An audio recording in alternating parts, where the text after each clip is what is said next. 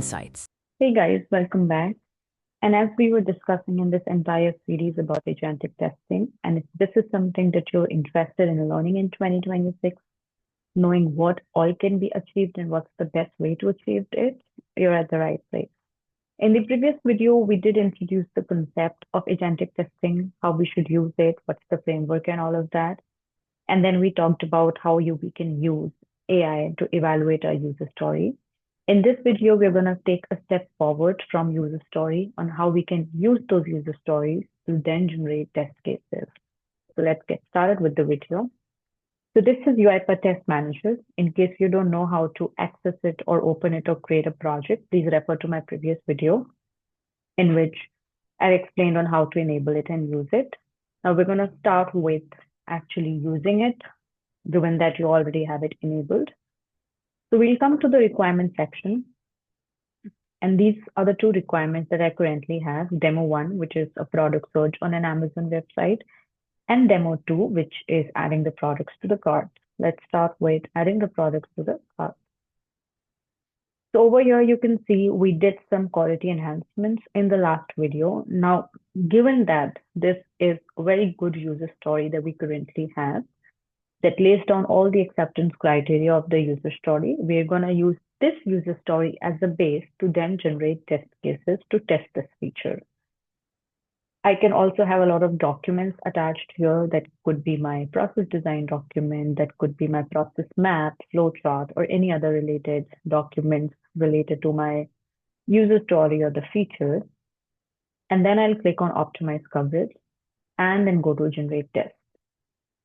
Over here, I would see options to be able to use any documents that I would like to. I can select and give that document as an addition to the AI to generate test cases from my user story.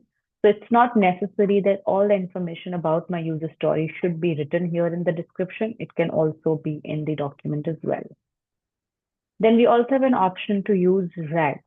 Now this we are going to cover in a separate video on how we can use RAG, which is retrieval augmented generation, to kind of enhance the quality of the output that we get. Say for now, we just go ahead with adding the documents to make autopilot more context aware. And then here is where we're going to converse with the AI to generate the test cases. Now, by default, we have 5 different things, which is boundary value testing that tests your edge case scenarios, elusive issue detection, end-to-end flow verification, rapid test idea generation, and valid end-to-end scenario testing, which is like a happy path testing. Now, if I select any one of these, I'm going to get a default prompt already given here. I can also edit it and say that, generate me, say 5 test cases. And from here, I can select the model, Claude, GPT, Gemini. So let me go ahead with the recommended one. And I click on generate test. It's going to take some time, and then the test cases would be generated. And then I'll be able to go ahead and have a look at the test case, or kind of like review the test cases that are being generated. So analyzing requirements, and then here we have the test cases. Since I asked the AI to generate the 5 test cases, I've got those 5 test cases here. This is like kind of the title. So if you talk about any test case being created in any of your ALM tool, whether you're using Atlassian or whether you're using Azure DevOps, you would have a title and then test steps, and then also the expected result and the actual result. So if you expand on these is when you can see the description, and these are the test steps. So it also gives that, okay, you have to navigate to a product page. You have to verify that add to cart button is available on the page, and then verify the add to cart button has a minimum 3:1 contrast ratio with its background. And then the expected behavior would be that you're actually able to see that on the screen. Given that you've verified all the test cases that AI has generated, that's probably what a QA analyst would do. So now instead of the QA analyst writing all the test cases from scratch, they would just start with reviewing the test cases that are being written by AI. And then you can, enhance and add more steps if need be. So say, for example, I create these test cases.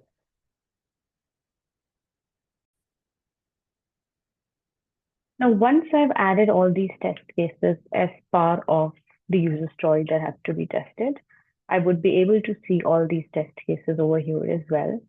Now, if I go into any of the test cases, like inside that, and I go to manual steps, I do have steps here.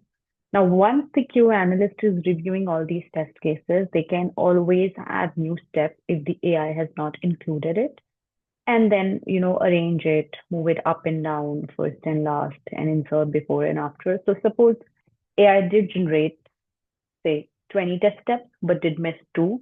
So we can always insert those steps manually here and then also test these things manually. So if you go here, you would also have an option to like debug or like test this particular test case manually or in automated manner.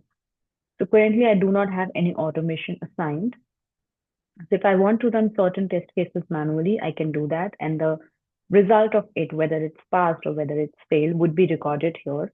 So this would give us a combination of both the test cases as in manual or as well the automated. So it's like a mix and would give you the result accordingly. Now, in terms of if I go back to the requirements and if I open any this thing, let's see that if we want to already use a pre-built library. So if I go here, which would open my prompt library, I can also go via settings. So let this open up.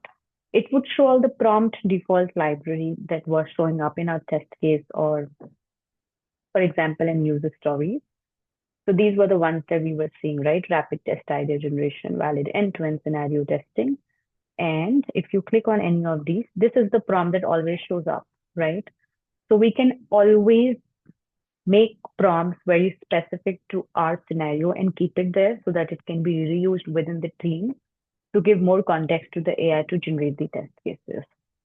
Now, there's one other very good feature is that when you integrate this test manager with any of your ALM tools, whichever your organization is using, all the test cases that you're creating here would automatically get created into your ALM tool. And that's going to give you a synchronization of the tool that you're using. So you're utilizing AI at this front to generate test cases or to evaluate your user stories, but the output of it is also getting updated in the ALM tool. So that's an added benefit that you get on top of whatever you're generating here. Also, you can import the test cases and then that would show up here. So if you have test cases in Excel, you can import them and then start automating them or make those test cases be part of your test suite. So yeah, that is it for this particular video in which we focused on that if you have a good user story, how would you go about on using autopilot for testers to generate test cases? And in the upcoming videos, we would also see how we can reuse or like make the best use of the test case generation capability through RAG, as well as if we have the test cases, then how do we go about automating them? Till then, stay tuned and I shall see you in the next video.